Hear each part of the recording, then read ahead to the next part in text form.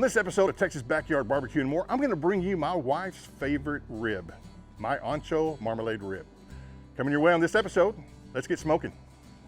So what we have here is just a couple of racks of baby back ribs. You can find them at your local supermarket. The back of it though, because some people don't mind it being on there. Me, myself, I don't like that mouthful when I bite into it and get a piece of that. So we're going to take it off of these and we'll get them seasoned up here in just a second.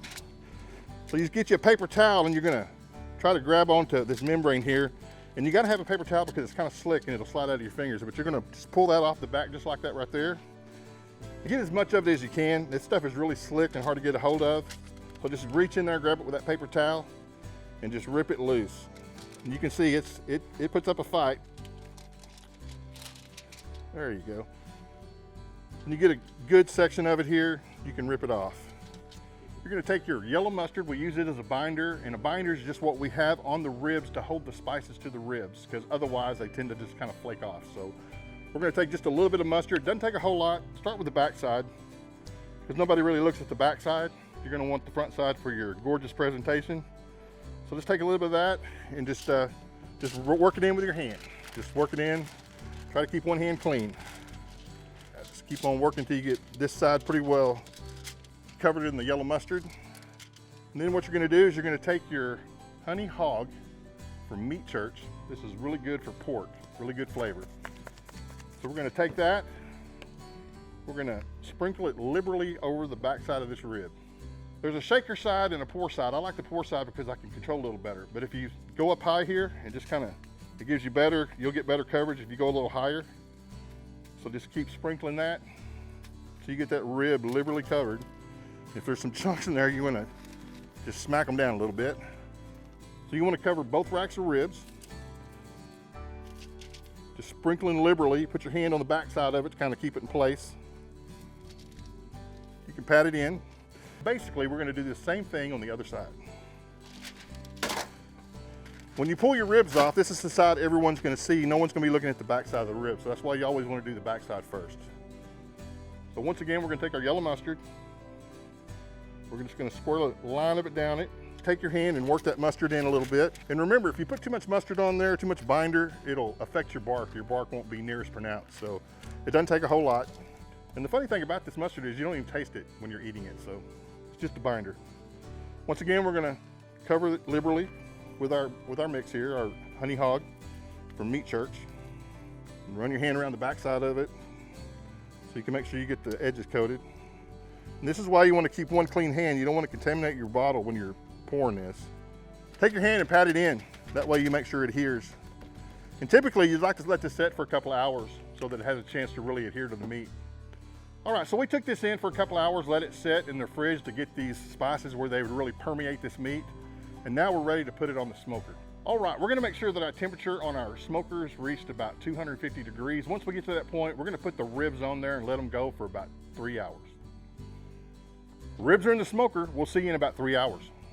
Our ribs have been on the smoker for about 3 hours, so it's time to pull them and wrap them. These right here are perfect. They got just the right amount of bend. So we're going to set them down here. We're going to put a little bit of our honey down on the bottom.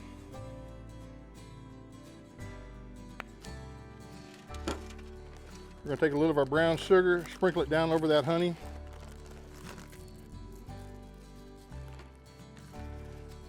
We're going to take our butter, put a little bit of that butter down at the bottom as well. We're going to do the same thing on both sides. Just kind of evenly space them out. We're going to lay these ribs right down in the middle of those. And we're going to do the same thing for the top. We're going to get our honey on there. Going to sprinkle our brown sugar across the top of it. Going to throw some butter on top as well. We're going to wrap these dudes up. Just going to roll them up in here, make sure they're good and sealed up. Roll those ends around. Make sure you don't cut through your aluminum foil with the bone, because you don't want all that stuff, you don't want all of it leaking out. And then we're going to put them back on the smoker.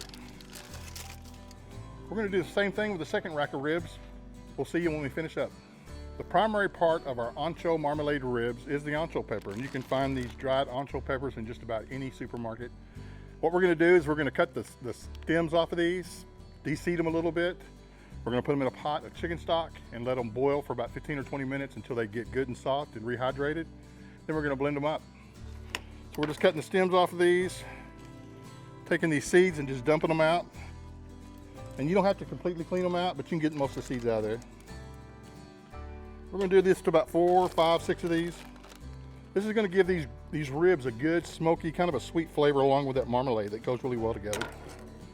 So we got about 6 of those in the pot.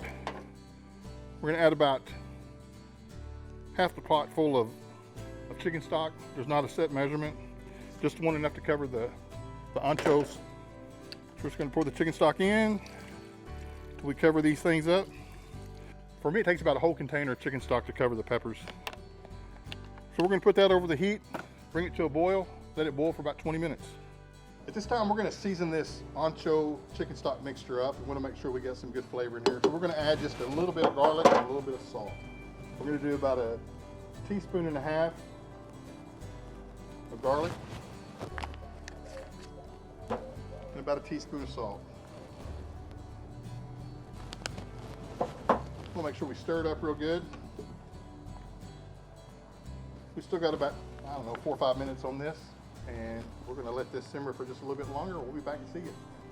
All right, these anchos have come to a boil. They've been steeping for about 15, 20 minutes. It's about time to take them off. And what we're going to do is we're going to blend them up in our little handy dandy blender. Going to put them in here. All right. And we're going to take a little of this juice out of here as well, just so we get the consistency we want with our sauce. We're going to take a ladle or two and just put it in there. Should be good to go. We're going to take a little bit of our orange marmalade here. When I say a little bit, we're going to do a healthy amount because we want to make sure we get that orange flavor in there. We'll put the lid on it there, put it back on the little blender, and you might want to grab the top of it with a rag because it is a little warm. And we're just going to pulse it. Just want to blend it and make sure all of it blends real nice and smooth. Alright, what we're going to do next is we're going to put this sauce back in our pot, bring it back up to temp, back up to a boil, so we can thicken it up. We're going to stir it just a little bit. As you can tell here, there's no lumps in it, perfectly smooth. This is going to make for a great sauce for our ribs. So let's get these ribs out of the smoker. They've been on the smoker for about another 2 hours. Let's get a good look and see what these things look like. Perfection. Look at that. We're going to move these over to our charbroil grill. We've done a fine job smoking it over here, but we want to get a good crust on it, so we're going to put it where we can get some high heat on it as we put our sauce on it and let it set.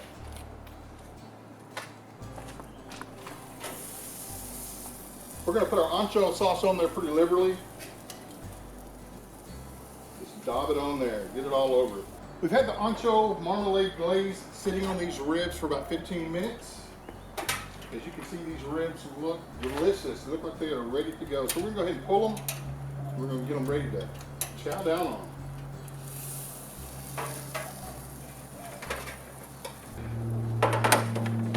And here you have it, our ancho marmalade ribs. Another great weekend recipe that your family is going to enjoy. And I promise you they will.